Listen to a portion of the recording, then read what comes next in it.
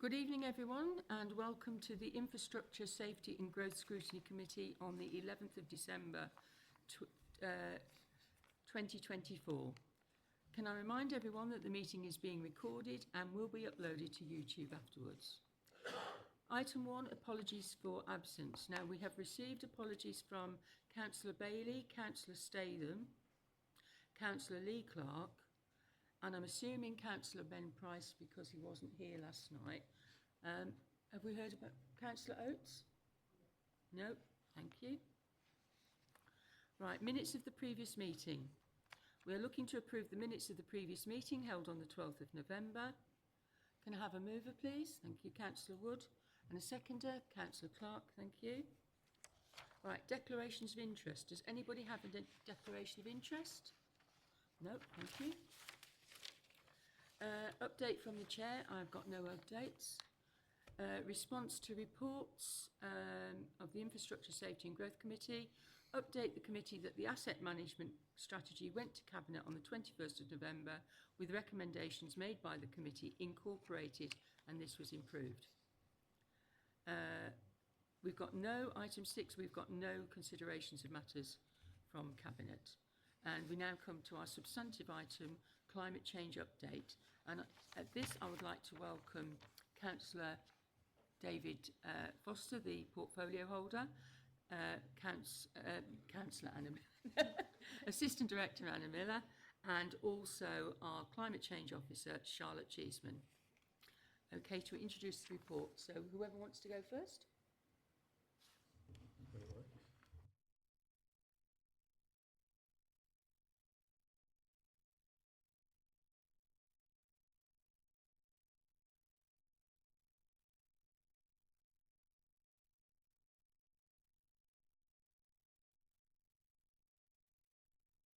Yes. Right, thank you. Right, thank you, Chair. Sorry about that. Yeah, I'm really delighted that you're looking at this piece of work because obviously climate change is affecting us more and more as the years go on. As we've seen in the last few months, the weather patterns are changing, and if we don't all work together to mitigate those dangers, we're gonna find ourselves in a lot of trouble. So we've been working, in terms of our net zero strategy for a while now, and we've got some aims to achieve in terms of when we want to achieve net zero, which is 2050. If financially, if we're in a good financial position, we'd try to do it earlier, but that might prove difficult in our current circumstances. But our aim is to be net zero 2050, and to that end we're working with partners such as Staffordshire County Council, etc., Wildlife Trust and others, to try to mitigate some of these issues in terms of our nature recovery, as well as looking at climate change in terms of our rivers, etc., etc. So it's a wide range of your report. The only other thing I'd like to say, just quite often people say, well, why are we doing this, and why are other countries or whatever doing more? Well, to be honest, that's a difficult question to answer, but the science tells us now that we're reaching like tipping points where you get to a certain point. For example, the Amazon rainforest, and at a certain type, there is no way back. You'll go over the edge, and there'll be no way back for you. You won't be able to get it back, and that'll be a disaster, not for just for ourselves, but for the planet. So it's really important we do try to achieve our goals and add our little bit to the ever-mounting pressures, or take away from the ever-mounting pressures on our climate. I'd also like to thank our officers for the work they do on this. It's really great, and it's so important. And I look forward to the committee's feedback, on what they're going to see tonight. Thank you. Can I just endorse what you said, Councillor Foster? It is a very detailed report which covers, I think, nearly everything that we could even begin to think about. So thank you. Right, Anna? No? Right. Charlotte, do you want to?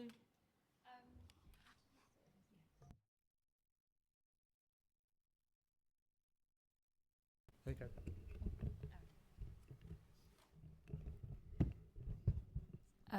Yeah, I was just going to explain the difference between the two plans. So we've set out our climate action mitigation plan, which is focused on how we're going to reduce our carbon emissions across our operations. And then we've got the climate change adaptation plan, which is looking at how do we build resilience and actually plan and prepare to be able to deal with the risks that climate change is posing. So that's the difference between the two. And they both set out, they've got the timescales, so we've identified short, medium, long-term timescales for delivering the specific recommendations. It's got costing, so we've given some low, medium to high cost, and we can prioritise those lower cost actions to start with, the short-term ones, and then look, as we get closer to 2050, look at doing those sort of more big investments and longer-term actions. But it all depends on our yearly budget, and we'll put it into our service plans. We've also got a working group that we're going to be, a climate action working group that we're going to be internally working together to help deliver some of these actions. So they'll be the ones that are taking specific actions for their service area and hopefully implementing them over the coming few years. Thank you. Any questions? Well, I'm going to kick off if that's all right. Pick up on a couple of little minor things, first of all. You might not be able to answer this, but it could go forward. In the talk about council properties, you say that make sure they've all got double glazing. Well, have we got properties that don't have double glazing? Because I would have thought by now every single council house would be double glazed.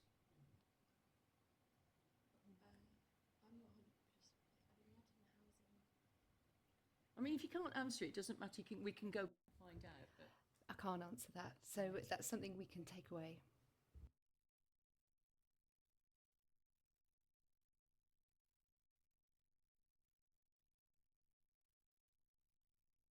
space,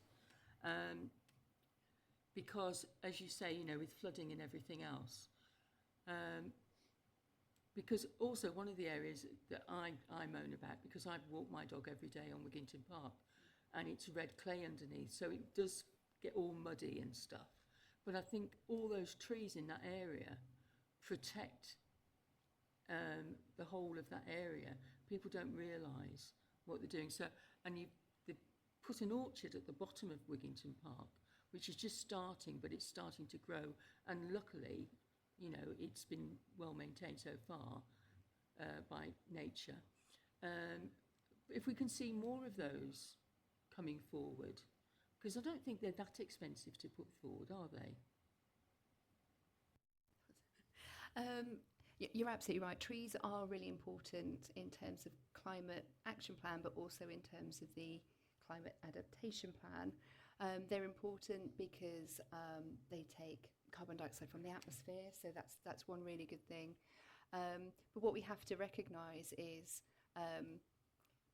climate change is inevitable, increasing in temperature, and what trees do, they provide very important shade to people in the summer when we're going to have potentially extreme weather, so extreme heat conditions. So they provide that in our open spaces, but in people's, you know, private gardens as well. They will also provide a really important function. One of the things that we're looking to do through the Nature Recovery Declaration is have a tree policy which looks at right tree, right place. Because I think it's not enough now just to plant a tree. We have to take into account what the climate, what conditions there are. Does it flood? Will it withstand extreme heat or extreme wet weather? And be a little bit more bespoke about how we deal with things. Otherwise, we'll be planting trees, which in 10 or 20 years' time, it sounds like a long time, but it's not for a tree. They're not going to survive necessarily the conditions that will be coming. So trees are really important. And I think part of the assistant director who deals with open spaces and trees, etc., they will obviously have to look at this issue in far more detail including, as you pointed out, the type of trees in our open spaces and what the benefits are of each species and in which location. Yeah, I think, we actually had street scene and the open spaces came a few months ago, and one of the things the assistant director there was saying that they were having to look at right trees for right places. So I think you're right there. Have you got a question, Councillor Clark? Yeah. Yes. Yeah. And then I'll ask some more.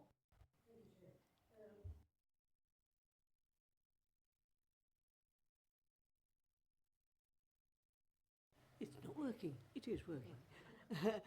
in the Stoneydale area of town, particularly, it was very agricultural farming-wise, 3 big farms. So we do have trees appearing, or that have appeared, and housing developments have built around them, for example. So they're not necessarily always the right trees.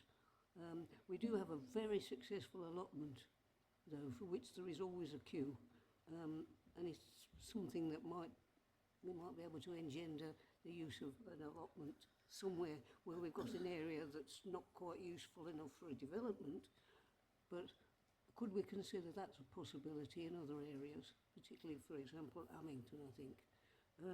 Also, for example, Drayton Manor used to have an avenue of monkey puzzle trees, which have gone now. They're not necessarily the right kind of tree, but it was the sort of thing we had. If you look at Albert Road, Victoria Road, they were both avenues because they had trees down them. There are trees there which need to be looked at, so no doubt our relevant department will have a look at them and perhaps reinforce the health of them. The other thought is one of our societies, NGO Society, has been talking to the church. The new vicar at the St Edith's Church has asked for some planting. At the moment he's talking about rose trees. However, it may be that we can talk to him a little more in depth if you think there is the right sort of tree that we can put up there. Obviously, St Edith's Square you'll be looking at, and we could possibly complement that. And it might be that an outside organisation would put forward funds for that, which will A, save money, but B, improve what we're trying to do. Can I sort of keep that in mind? So the climate emergency declaration that the Borough Council made in 2019 focuses very strongly on our own operations and estate, and to get those to net zero, and to sort of trailblaze that within Tamworth and take a sort of leading sort of role in that. The communications plan, which is also part of the appendices that we've got attached to this report, that was really important to us because it's sort of the outward facing parts of climate change that we as a Borough Council can engage with. It's not about us necessarily, but it's about engaging with the rest of Tamworth to influence, to support, to guide, and all the rest of it. It's part of the role that Charlotte's got now to start to do that networking and engagement with community groups and residents and allotment holders and whoever it might be, so that we can help and support where we can. So if there are community groups who are looking to do things, then we would obviously be very keen to, join with them and see what we can do to support, even if it's just, yes, plant that type of tree rather than that type of tree, for climate adaptation reasons, then I think that would be a really useful conversation for us, and it would start off our communications plan really nicely. Thank you. Any more questions? Right, I've got a few more. Just as a comment, Belgrave Community Allotments was a bit of scrubland 12 years ago next to the fire station. It was taken on by some local residents. It's now award-winning. It's totally off-grid. It's got its own solar panels, rainwater and everything like that. And, if you want to sort of look at an example of what can be done, people should go along and look at it because it's absolutely outstanding. Then, I don't see an awful lot about solar panels in this, and I would have thought that and I know you're probably going to say it's the cost, but why on every council building or council home have we not got solar panels for... You're going to come in there? I want to jump in on that one very Right. quickly afterwards, yeah. Yeah, because to me, there was a, if I remember rightly, about 8 years ago in Cannock, there was a housing association that did this, undertook this, so that they, when they built these housing association, they put solar panels on the roof to see whether, you know, and to sort of obviously offset costs for residents. And I'm just wondering, has anybody done a costing for this, a feasibility of how we could do that? Right.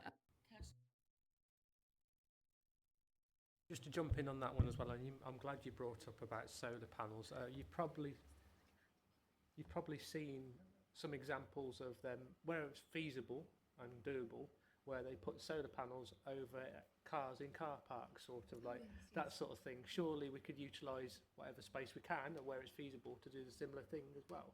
Just a thought. In terms of the declaration, it's about buildings and so our operational buildings. So in terms of our housing stock, in particular the sort of housing that you were talking about where we've got residents within them, in terms of the action plan, it only looks at those communal areas. So if you're a resident in a unit, you'd be paying your own electricity. That wouldn't be part of this study. So there is more that the council needs to do to be net zero, and that focus is around our housing stock and the sort of decarbonisation of housing stock. Whatever that looks like, that work will be underway. So specifically, no, I don't think solar panels have been specifically looked at on buildings like that. However, we have looked at 9 operational buildings, so sort of Marmion House, the castle, the town hall that we're in, to look at what the individual path for each building would be to net zero. So we have got, if you like, a roadmap for each building to be net zero by 2050, and some of those might look at solar panels as an option that we could take. And when we get to those decisions, it will be around, the availability of technology, the cost, the longevity, the life, sort of the life span of a particular technology, etc. So I think there's decisions down the road, and some of that work on operational stuff has been done, but on the wider stock, I think there's probably more to do to maybe answer some of your questions specifically. As you say, sorry, Councillor Foster. Yeah, I'd just like to give you a bit of information on certainly on the background for solar panels on local housing stock. There's been a very successful one done in Lichfield, so that will be worth having a look at again. They're a non-profit making organisation that operates in Staffordshire County Council, and they do a lot of work for various towns across Staffordshire in terms of providing solar panels for buildings, whether it be local authority buildings and or council house. So I think that's worth having a look at some time. So is it worth us putting a recommendation together to say that in part of the climate change we look at the feasibility in the future of including solar panels in our mitigations? Yeah, I think that'd be a good idea. I would support that. Yeah. Can you do a few words, Tracy, for that? Yes. Yeah, thank you very much. Right. Right, I've got another question, unless anybody... No? Flooding, sewerage, infrastructure. We've all seen the flooding that's happened and luckily, and also through good management, Tamworth properties have not been flooded.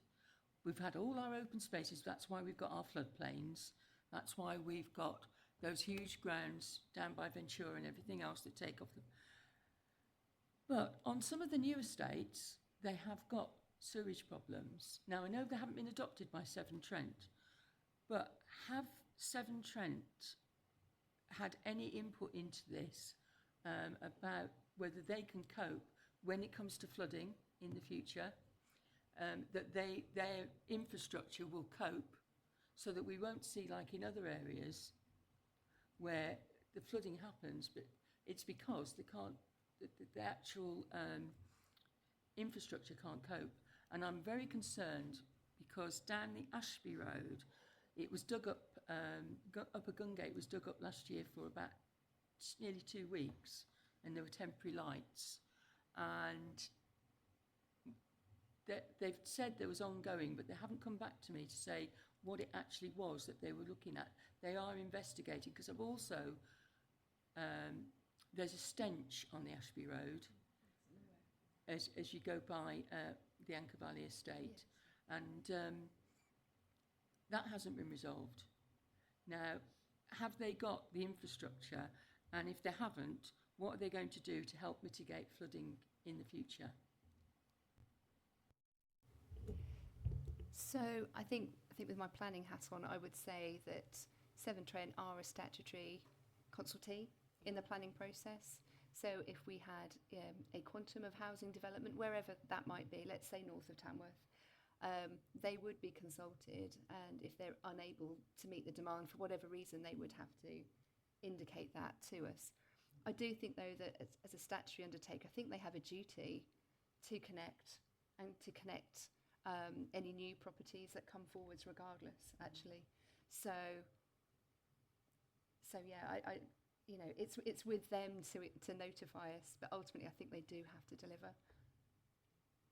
I think Severn Trent are coming to this committee sometime early next year, so that's maybe one of the questions we can ask them. Yeah? Thank you. Yes, flooding abounds, doesn't it, in most places, certainly in my own area. We looked into this quite a long time ago when we kept having what they used to call children's lidos in all our subways. Pennine Way particularly has subways coming off it basically to protect pedestrians from using, crossing Pennine Way, which only has one proper crossing. And we have 2 schools there and 3 nurseries there. So the crossing was useful, but the subways were more useful, but they get flooded and you end up with children taking their lives in their hands and trying to cross roads. I've gone through a lot of trouble with Severn Trent. There were automatic clearing systems, big red boxes on the balls, on the board next to each of these lidos, and they are 40 odd years old. They no longer work at all, and when I did get one of them out, one of them looked at in the Belgrave area, the chaps didn't know how to repair them, so they haven't been repaired. We still have flooding in all those lidos, and it's unhealthy, and I think, I'd like to bring Severn Trent to book with regard to particularly children's health, because these are walkways that are used virtually every day, and we have got to do something speedily about it. If they're trying to use automated sewage clearance that doesn't work anymore, then they have to up their game. There must be more modern treatments that can be taken on board. All of the drains, I'm afraid, are just full up. I mean, we send our gentlemen out with their lawnmowers and so on, and where does the grass cutting go? I mean, this is something that presumably Severn Trent and every other company knows, and they have no regular maintenance. They don't have an updated system of dealing with it, and Tamworth is an ongoing, growing town, and I would like them to be taken to task for it.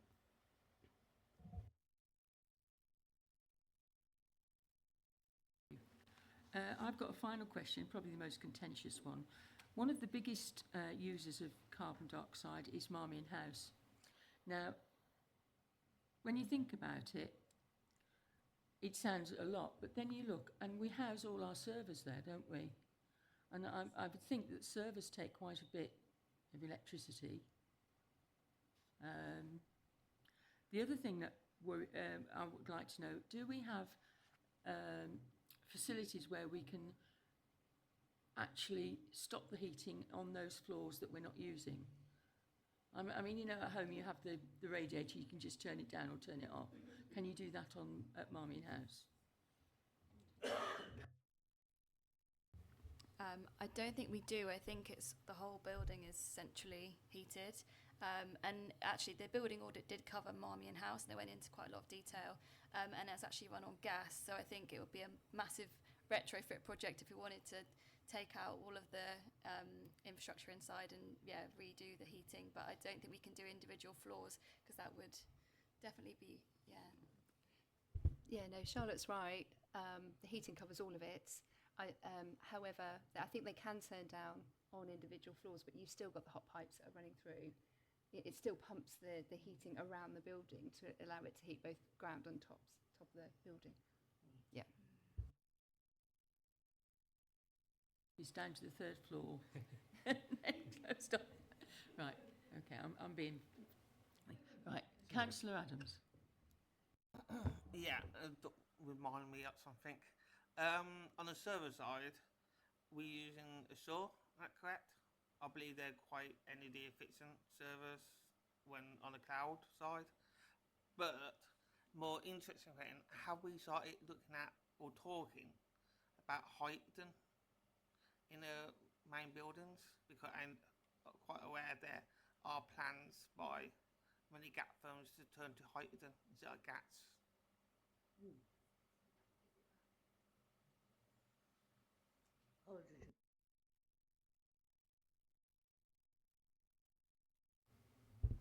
I mean, there is clearly discussions going on around Marmion House.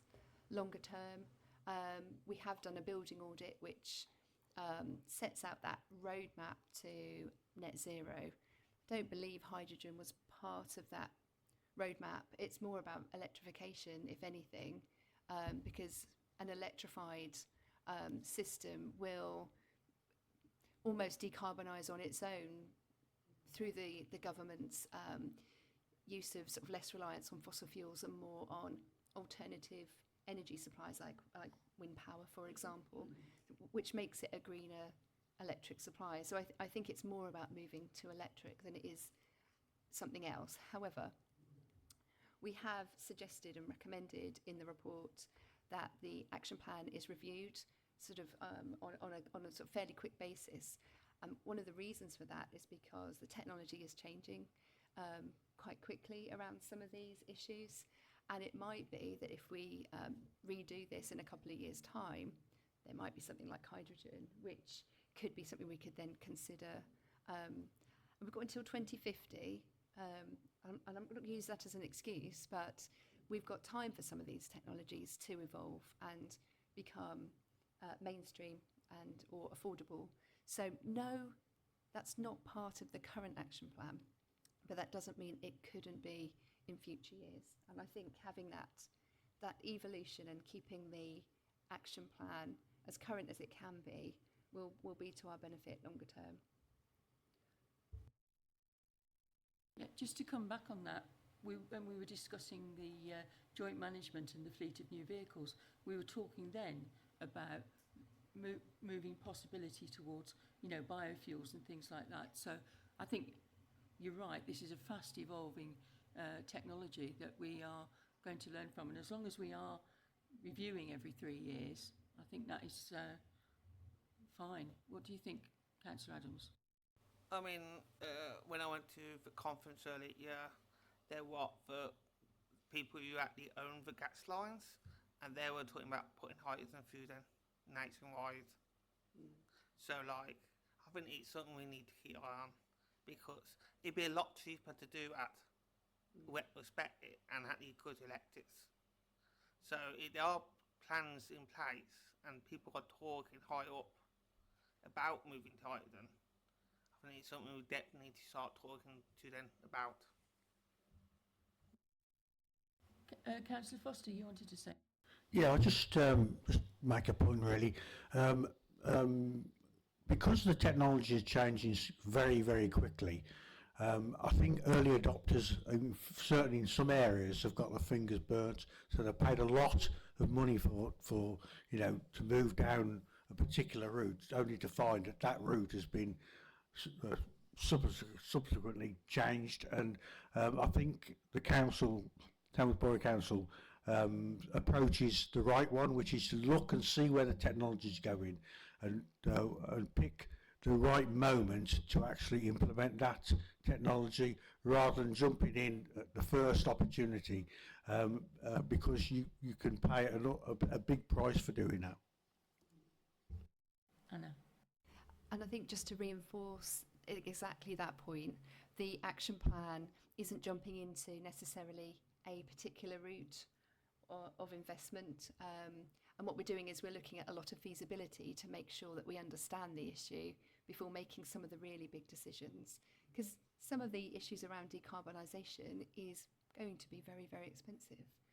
Or moving to electric vehicles or hydrogen vehicles or whatever that might be. So the action plan is structured in a way that we're not quickly doing things and therefore maybe getting burnt later on in 10 years' time, for example. And that's another reason why we need to review it regularly, to just make sure we're making the right decisions at the right time. Yeah, and just on that sort of point, we just purchased 26 new vehicles, for waste collection, and so they have the option of being running on biofuels, which is good. We did look at other technologies, electrical vehicles, but quite frankly, they're just too expensive. They're 4 times the price. And while we want to, move down there as quickly as possible, we have to look at the financial implications of some of these technologies. Maybe in 3 or 4 years' time or whatever, when we go to, when we look at replacing them again, the prices will be much lower, and we'll be able to, move to electric vehicles. So it's, again, I think it's that financial thing versus how quickly you want to adopt these technologies. Potentially it's just too expensive, some of them, for what we can afford at the moment. Thank you, Chair. Well, I'd just like to say in conclusion that one of the things that this has shown us is that climate change affects every part of the council, because several of our meetings have all included climate change actions. When we looked at street scene and where they're going, we look at joint waste management, all these areas all impinge, and take a great deal of input from climate change and what we are going to do, and that drives us forward. So I'd like to thank you very much for this report. I think it's absolutely spot on. What we're going to do now, I'm going to ask the committee to, there are 5 recommendations, plus the one we've got, 6. So I'll get Tracy to read it out when I've, yeah? Yeah, you read it out first and it'll be the first one, yeah?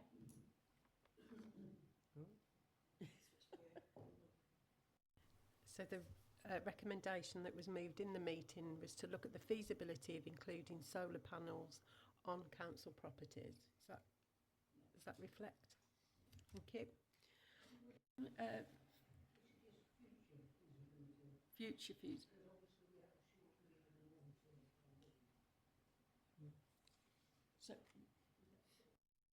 So I had the word future. Yeah, I'll read it out again then. Right, look at the future feasibility of including solar panels on council properties. I don't think we need future in it. I just think, because if we say future, we could knock it into the long grass. Right?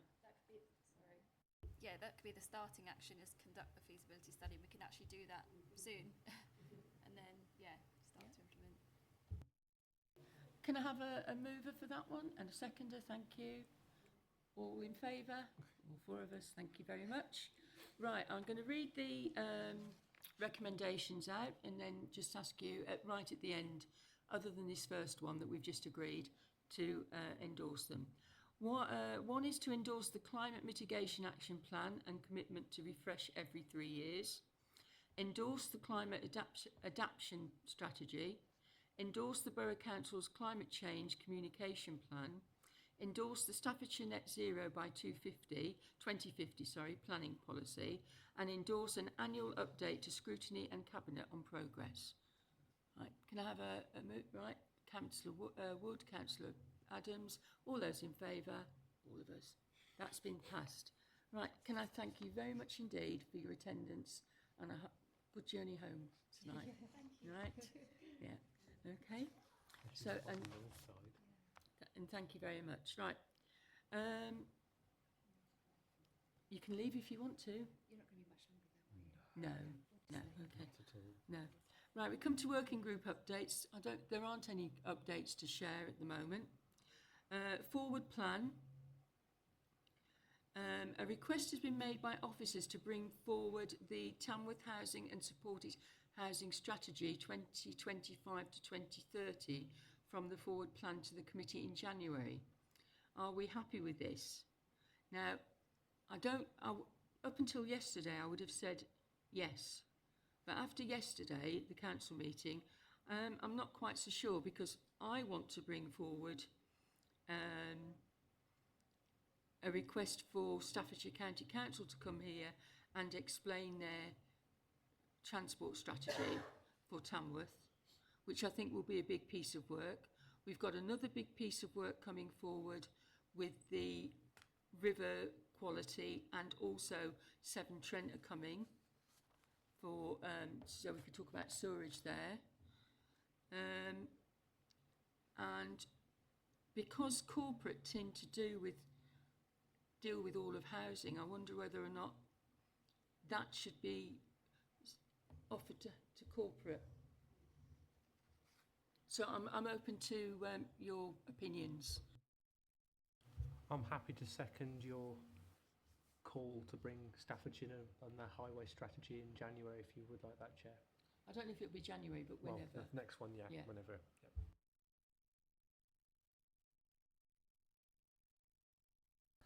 I mean, if the others want it, is there a reason why they wanted to bring it early?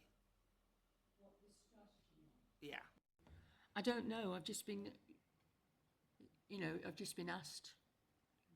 And at the time I thought, well, okay, we can look at it, but I'm just concerned that we might get overloaded. We can say yes, but I found that if we have 1 or 2 items on our agenda, we do them justice. If we get overcrowded, we probably won't. I agree with you. But I'm a bit concerned there might be a good reason for it to be moved forward. So I think we need to go back and ask them what the reasoning. Right, okay, I'll go back. Is that okay? Yeah. I'll go back now.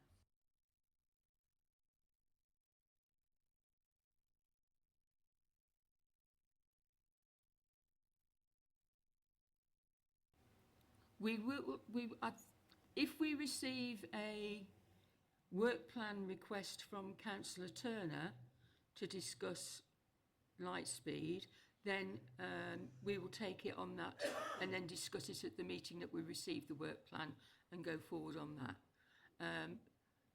We'll go forward on the one I want because I'm the chairman and I can. But obviously with the committee's approval, and as the whole of the council last night approved it, my motion, I think we could do that. Are there any other further items that you want on the forward plan before May?